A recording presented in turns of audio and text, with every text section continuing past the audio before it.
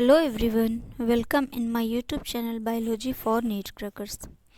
Students, आज की class में हम हर्शे-चेस का प्रैक्टिकल देखेंगे।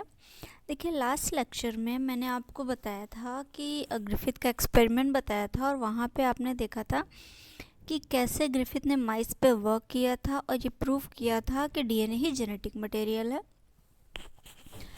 आज नया प्रूफ देखेंगे, ये भी प्रूफ करने के लिए है कि डीएनए जेनेटिक मटेरियल कैसे प्रूव होता है।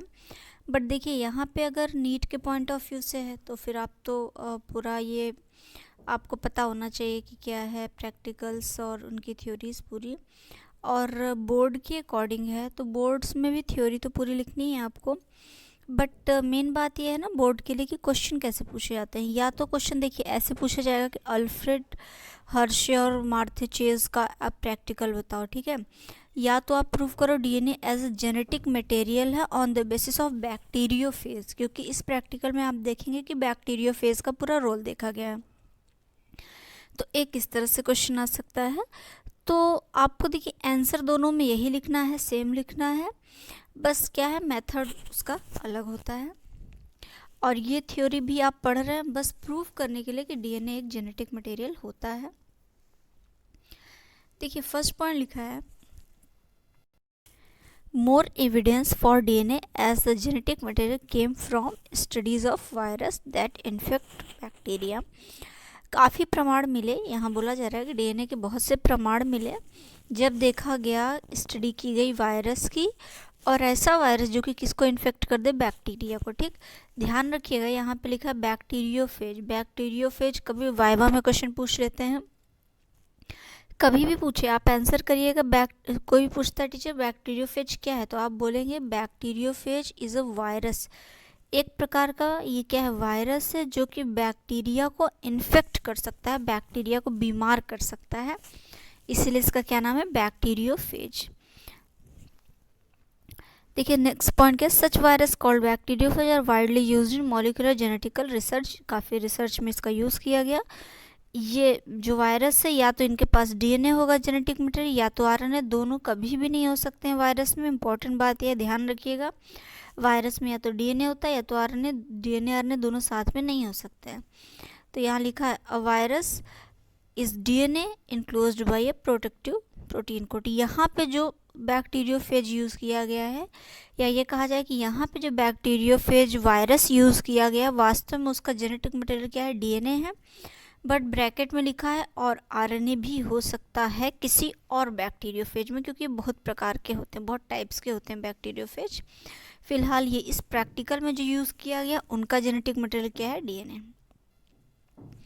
Viruses must infect the bacterial cell. Normally क्या होता है, बैक्टीरियोफेज इन्फेक्ट करते हैं बैक्टीरियल सेल को and take over the cell metabolic machinery in order to reproduce. और जब इन्फेक्ट करेंगे तो उस जिस बैक्टीरिया को इन्फेक्ट करेंगे उस बैक्टीरिया की जितनी भी मेटाबॉलिक मशीनरी मतलब मेटाबॉलिक एक्टिविटी होगी सब क्या कर लेंगे, टेक ओवर मतलब अपने कंट्रोल में कर लेंगे। ठीक है, देखिए यही स्ट्रक्चर बना, यही बैक्टीरियोफेज। देखिए यहाँ पे क्या है, कुछ लोग बैक्टीरियोफाज पढ़ते हैं तो ठीक है, आपका प्रोनाउंसिएशन जैसे भी आप करना चाहो। देखिए यहाँ पे क्या है, कैप्सिड। कैप्सिड मतलब होता है ये जो बाहर की आप ये जो कवरिंग देख रहे हैं ना, ये इसी को क्या बोला गया, कैप्सिड। ठीक है, बोला जाए कभी पूछा जाए कि outer layer of the virus या आउटर कवरिंग बोला जाए, कैप्सिड बोला जाता है। और इसकी यूनिट को कैप्सोमियर बोलते हैं। ठीक, छोटी छोटी यूनिट से मिलकर कैप्सिड बना है तो उसको कैप्सोमियर बोलते हैं, कभी पूछ लेता है। तो कैप्सिड इनका हेड रीजन हो गया, और ये कैप्सिड पूरा ऊपर से लेकर नीचे तक फैला है, ऐसा नहीं कि बस वहीं पे है। फिर न्यूक्लिक एसिड। न्यूक्लिक एसिड मतलब ये अंदर डीएनए या आरएनए की बात कर रहा है, फिलहाल यहाँ है तो डीएनए की बात की जा रही है, तो न्यूक्लिक एसिड ये डीएनए इनका। उसके बाद नेक्स्ट क्या, देखिए कॉलर। कॉलर होता है नीचे, शीथ, यहाँ भी देखिए बाहर क्या है, वही शीथ है, आउटर कवरिंग है यहाँ भी। फिर देखिए बेस प्लेट, ये छोटा सा प्लेट है, वहीं से क्या है ये सब जुड़े हुए हैं, तो इसी को क्या बोला जा रहा है, बेस प्लेट। फिर स्पाइक। स्पाइक मतलब होता है कांटे, कांटे जैसा ये स्ट्रक्चर, उसी को स्पाइक बोलते हैं। फिर टेल फाइबर, नीचे क्या है, टेल लाइक स्ट्रक्चर, उसको टेल फाइबर बोला गया। ठीक है, देखिए in 1952 Alfred Hershey and Martha Chase showed that DNA is a genetic material of phage known as T2, ठीक है। तो हर्षे चेज ने बताया था कि T2 फेज क्या है, T2 जो बैक्टीरियो फेज है वो क्या है, उसमें जो जेनेटिक मटेरियल क्या है वो DNA, ठीक है। तो यहाँ यही बताया गया है कि हर्षे और जो चेज है 1952 में उन्होंने बताया था कि T2 बैक्टीरियोफेज है, जो कि एक वायरस है। T2 बैक्टीरियोफेज वायरस है और उसके अंदर क्या जेनेटिक मटेरियल है, DNA, ठीक। अब क्या हुआ देखिए, to determine this they designed an experiment showing that only the DNA of the T2 fish and not the protein enter an E. coli cell during infection, ठीक। इस पूरी लाइन का क्या मतलब है देखिए, थोड़ा सा हम डायग्राम पे चलते हैं। देखिए ये जो बाहर की जो इनकी ये सीथ है ना, ये ठीक, ये किसकी बनी है, ये बनी है प्रोटीन की, ठीक है। और अंदर क्या है, DNA है। तो जब प्रैक्टिकल किया गया, जब एक्सपेरिमेंट किया गया, तो मेन एक्सपेरिमेंट में पता ये करना चाह रहे थे कि जब ये जाता है किसी वायरस को इन्फेक्ट करता है, मान लीजिए बैक्टीरियोफेज है, इसी के नीचे देखिए मैंने बैक्टीरिया बना दिया, ठीक। और इनके अंदर देखिए ये DNA है ना। तो अब क्या है कि जैसे ये गए और ये सरफेस पे बैक्टीरिया का ये सरफेस यहीं पे अपने टेल के मदद से जुड़ गए, ठीक, ऐसे अटैच हो गए हम। अब कुछ समय बाद क्या होगा कि ये अपना DNA क्या करेंगे, इसमें धीरे धीरे ये पूरा पाथवे होता है, ये पूरा ऐसे ऐसे रास्ता गया होता है, ठीक है, एक होल होता है। तो अब क्या होगा कि ये अपने टेल फाइबर की हेल्प से इनकी बॉडी में चिपक गए हैं। और अब अंदर से क्या होगा देखिएगा, अब अंदर से ये जो DNA है ये क्या होगा, धीरे धीरे धीरे धीरे ये ट्रांसफ़र होगा, ठीक। और ट्रांसफ़र होते होते कहाँ, यहाँ आ गया, देखिए बैक्टीरिया के अंदर आ गया। और इनकी जो प्रोटीन कोट है, देखिए DNA यहाँ आ गया। अब यहाँ क्या हो गया, यहाँ कुछ नहीं बचा, ब्लैंक हो गया, ठीक। अब ये क्या हो गया, खाली हो गया। तो इस प्रैक्टिकल में यही प्रूव किया गया है कि बैक्टीरियोफेज का DNA किसी दूसरे बैक्टीरिया में ट्रांसफ़र होता है, ना कि प्रोटीन कोट। इसकी प्रोटीन कोट तो बाहर ही रह गई, बस कौन चला गया, DNA अंदर चला गया, ठीक है। यही मेन प्रूफ करना है इस प्रैक्टिकल के थ्रू। अभी एक्सपेरिमेंट क्या है इनका वो आगे देखना है। अभी तो मेन वो करना क्या चाहते थे ये मैंने आपको बताया कि बाहर इस आउटर कवरिंग जो होते कैप्सिड वो प्रोटीन की बनी है, अंदर जेनेटिक मटेरियल DNA है जिसमें जाता है या किसी से अटैच होता है, तो अपना DNA एंट्री करा देता है किसी और बैक्टीरिया में और खुद क्या करता है, खुद की कवरिंग बाहर रह जाती है, ठीक है। इसी को प्रूफ करना है। और जब अगर ये पता लगा जाए कि अच्छा हाँ DNA ही अंदर गया है, तो प्रूव हो जाएगा कि DNA ही जेनेटिक मटेरियल है, ठीक है। देखिए यहाँ पे मैं थोड़ा सा आपको फिर से बताना चाहूँगी। देखिए जैसे ये क्या है, बैक्टीरियोफेज, ठीक, और ये बैक्टीरिया था, ये इनका जेनेटिक मटेरियल था। कुछ टाइम बाद देखिए क्या हो रहा है, कुछ टाइम बाद ये हो रहा है। मैं अच्छा नहीं बना रही हूँ, बस आपको समझाने के लिए, वैसे भी स्पेस कम है। कुछ टाइम बाद देखिए, अभी जेनेटिक मटेरियल यहाँ था, यहाँ पे था, अभी क्या है, यहाँ पहुँच गया, ठीक। अब कुछ टाइम बाद क्या हो गया, अब ये खाली, अब इनका काम ख़त्म, ठीक। प्रोटीन की कोट बाहर, अब इनसे मतलब नहीं। अब देखिए ये जो बैक्टीरिया था, अब इसके अंदर जैसे एक जेनेटिक मटेरियल, जैसे ही अपने आप को डबल करेंगे, ढेर सारे अंदर क्या हो जाएंगे, इसी इन्हीं की तरह के DNA बनने लगेंगे, ठीक। और कुछ समय बाद क्या होगा देखिए, कुछ टाइम बाद अंदर ही अंदर ढेर सारे बैक्टीरियोफेज ऐसे ऐसे, ये इनका देखिए हेड रीजन बन रहा है ना, ढेर सारे ऐसे बनने लगेंगे, ठीक। और फिर ये सेल रप्चर हो जाएगी, इधर से फट जाएगी और सारे बैक्टीरियोफेज बाहर चले जाएंगे, समझ रहे हैं, ऐसा कुछ होता है।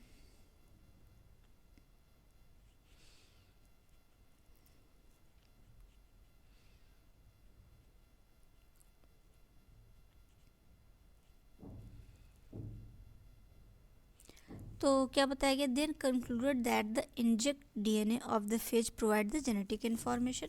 फिर वही बताया गया, जो DNA जाएगा वही जेनेटिक इन्फॉर्मेशन भेजेगा। और भेजना क्या है, जब वो बैक्टीरियोफेज का है तो अपनी तरह ही नया बैक्टीरियोफेज बनाएगा, और क्या।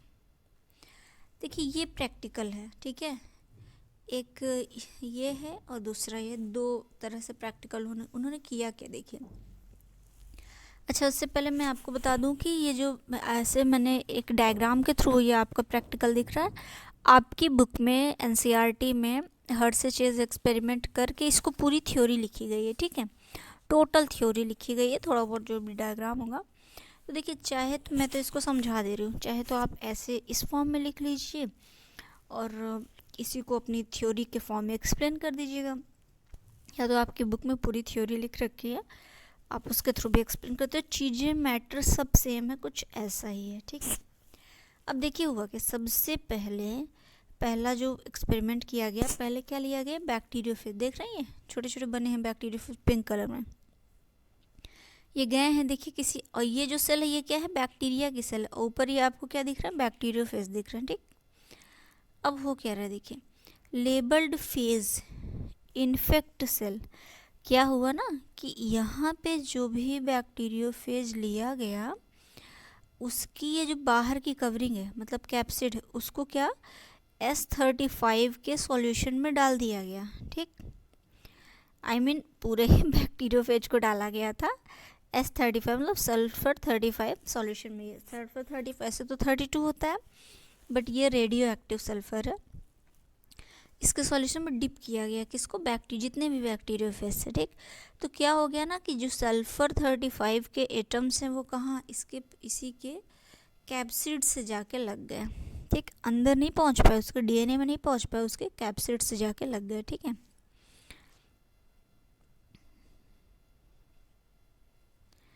देखिए इसे लिखा labelled phase infect, labelled phase मतलब अब ऐसे बैक्टीरियोफेज के द्वारा इन्फेक्शन हो रहा है जिनका जो प्रोटीन कोड हो गया, लेबल हो गया, लेबलिंग कर दी गई है, मतलब S35 उनके प्रोटीन कोड पे है, ठीक। तो उनकी जो पूरी की पूरी प्रोटीन कोड है, पूरी की पूरी बाहरी जो लेयर है वो क्या, वो भी रेडियो एक्टिव हो गई, इसलिए यहाँ लिखा है रेडियो एक्टिव प्रोटीन, ठीक है।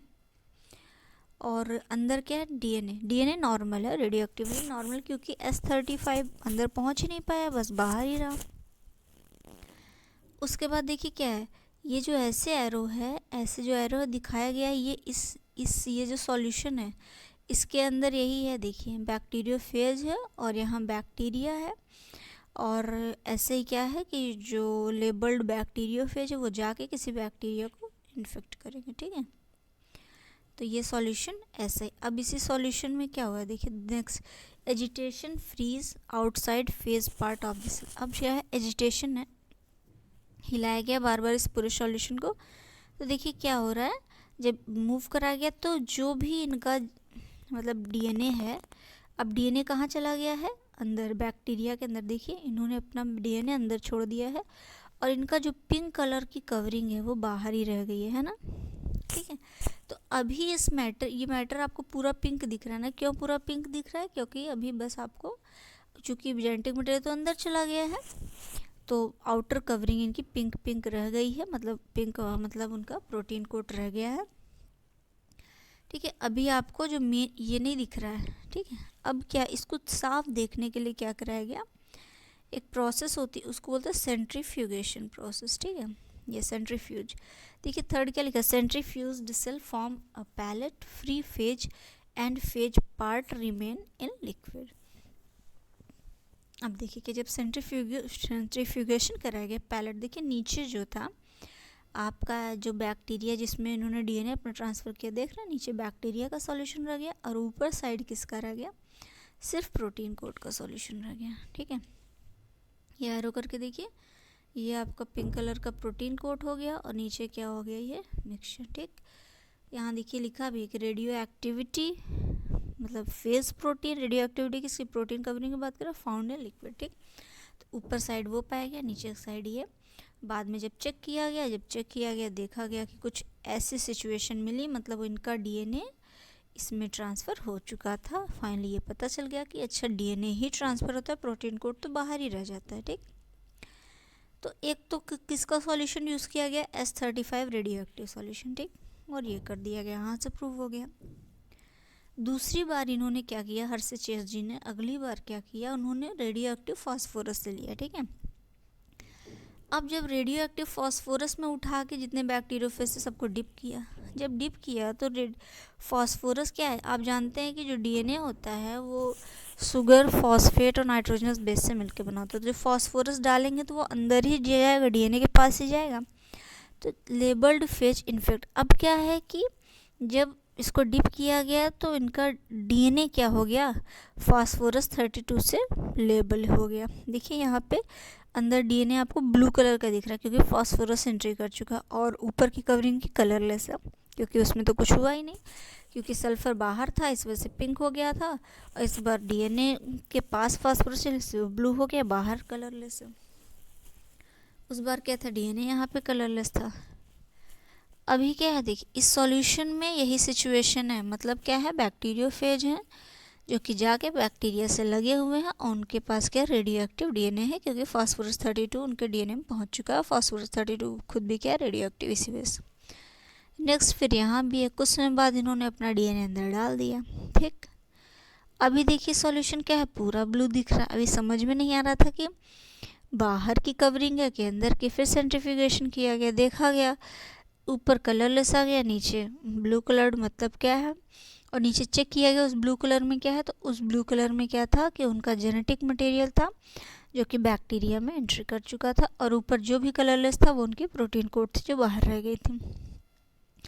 Agitation freeze outside the phage part, centrifuged cell form a pellet free phaged and phaged part remain in liquid, radio activity found in pellet. तो फाइनली क्या है, ये पता चल गया आपको कि अच्छा ये इसी को बोलते हैं हर्षेचेज का एक्सपेरिमेंट। पूछा जाता है हर्षेचेज ने किस चीज़ का यूज़ किया था, तो रेडियो एक्टिव सल्फर 35 और फास्फोरस 32, ध्यान रखिएगा, वाइवा का भी बड़ा फेवरेट क्वेश्चन पूछ लेते हैं एग्जाम में।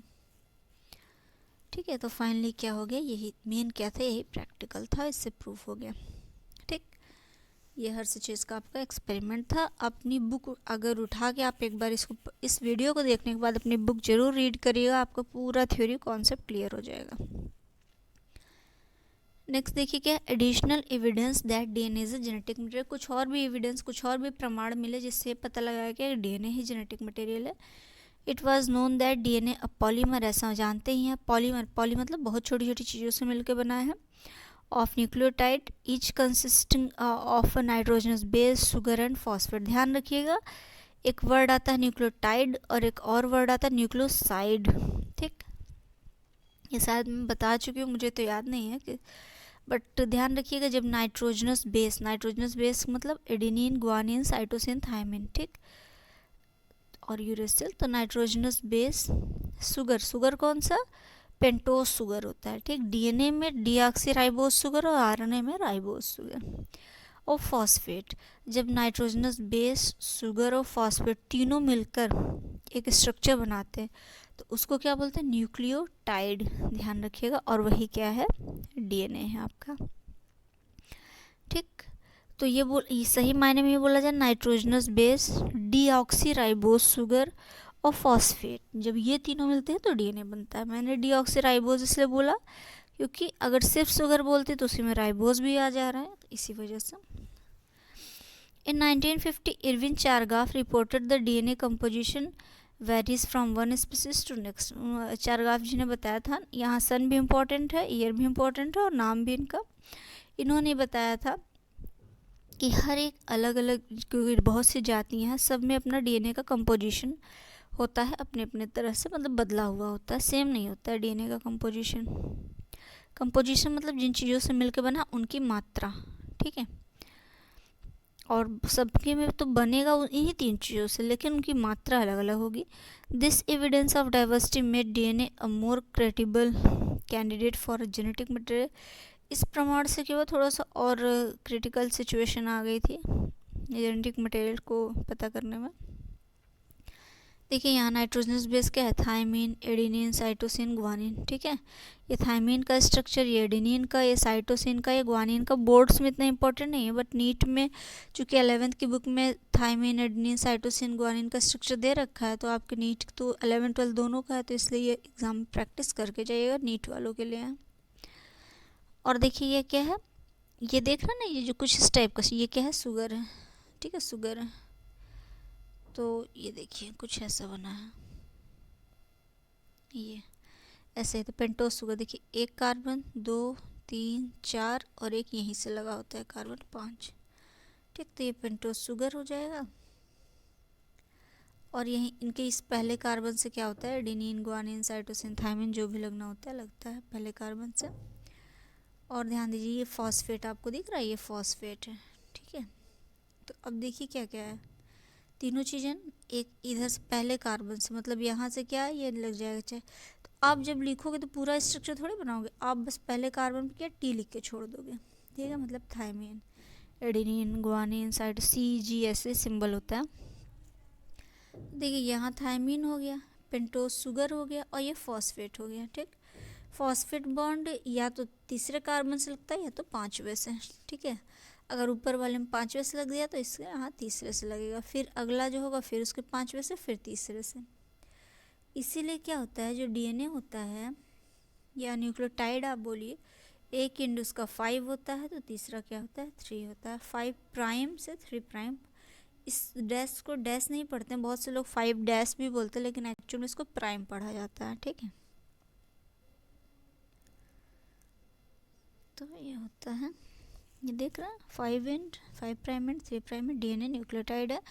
शुगर फॉस्फेट बैकबोन की तरह काम करता है, सब माना जाता है। इसको ये 1 नंबर माना गया था। एक क्वेश्चन ही है जो एग्जाम में नीट में भी बहुत पहले पूछा गया था कि मेन बैकबोन कौन है, तो आप बता सकते हो शुगर और फॉस्फेट बैकबोन की तरह काम करता है।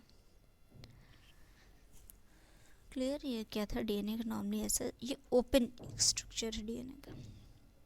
देखिए यहाँ अलग से दिखा दिया गया, फॉस्फेट का कुछ स्ट्रक्चर ऐसा बनता है और ये शुगर का ऐसा है, और ये आपका एक नाइट्रोजनस बेस है, यही क्या है, न्यूक्लियोटाइड है। ध्यान रखिएगा, nitrogenous base plus phosphate plus sugar तब न्यूक्लियोटाइड, ठीक।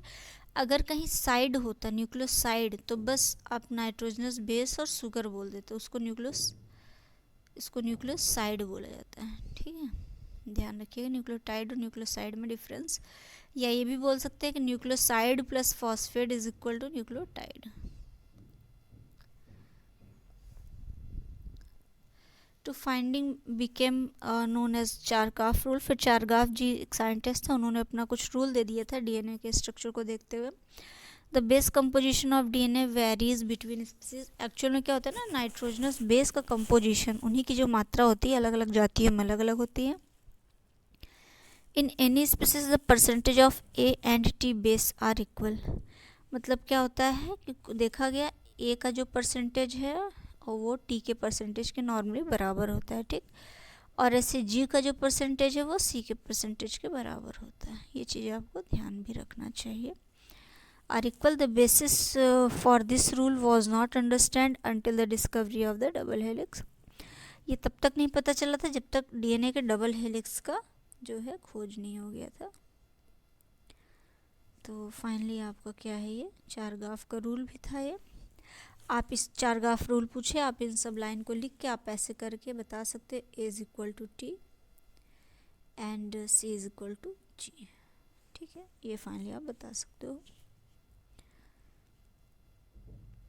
हालांकि मैं नेक्स्ट लेक्चर में चारगाफ रूल करके अलग से हेडिंग दे के फिर पूरा बताऊंगी, बट यहाँ पे थोड़ा सा मैंने इंट्रो दे दिया है। ओके, तो फाइनली ये प्रूव हो गया कि DNA क्या है, एज अ जेनेटिक मटेरियल है। चलिए इसके आगे का लेक्चर हम नेक्स्ट वीडियो में देखेंगे। Okay, thank you.